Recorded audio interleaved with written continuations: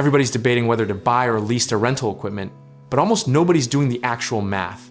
And that blind spot is costing landlords and investors thousands every single year. We're talking forklifts, HVAC units, laundry machines, landscaping rigs, the whole ecosystem of gear that keeps a rental property running and profitable. The catalyst here is simple.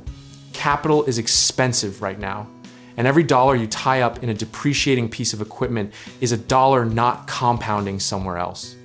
Interest rates climb faster than most investors anticipated, and suddenly that smart equipment purchase sitting on a 5-year loan feels a lot less clever than it did on paper.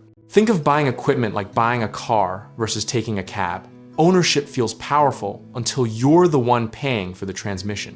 Leasing, on the other hand, is basically renting access to utility without absorbing the full weight of the asset's decay.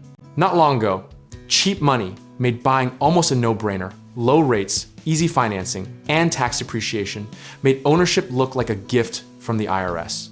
But now, with tighter credit and rising maintenance costs, a lot of operators are quietly regretting those balance sheet commitments they made in 2020 and 2021.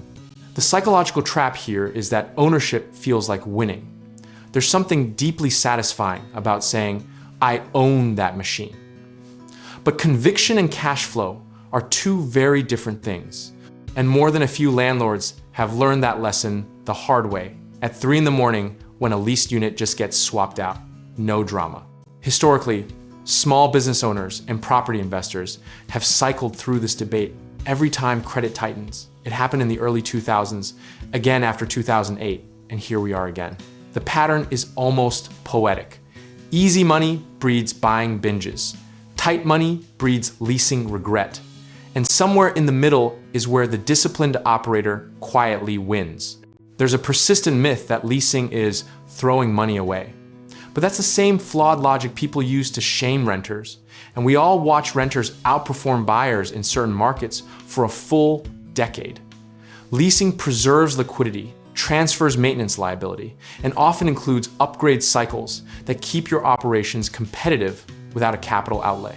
Here's the practical framework worth internalizing. If the equipment appreciates or has strong residual value, buying often wins.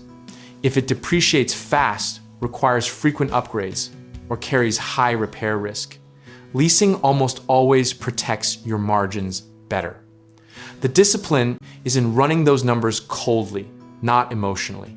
Actionable historical lesson? The investors who survived the 2008 credit crunch weren't the ones with the most assets. They were the ones with the most liquidity and the leanest operational overhead.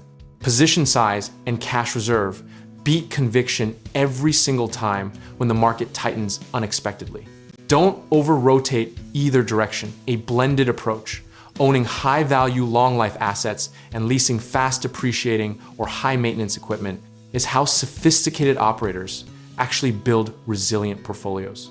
Process beats passion, and a boring spreadsheet today prevents a painful fire sale tomorrow. There's something almost philosophical about this debate. It really comes down to whether you want to own the problem or rent the solution. And in a high-rate, high-uncertainty environment, renting the solution often lets you sleep better and invest smarter. The beautiful irony is that the investors most attached to owning everything are often the least flexible when opportunity knocks, because all their capital is handcuffed to depreciating metal in a storage unit somewhere. Discipline in sizing your commitments, whether leasing or buying, is the actual edge, not the direction of the decision itself.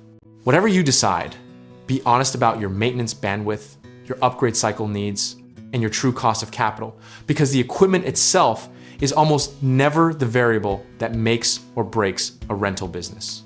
Rational preparation, not emotional ownership, is what separates the operators still standing 5 years from now. Whether the market rewards buyers or lessees in the next cycle, the investors who thrive will be the ones who stayed liquid, stayed flexible, and never confused asset accumulation with actual wealth building. Consistency and sizing discipline will outlast any single equipment decision you make today.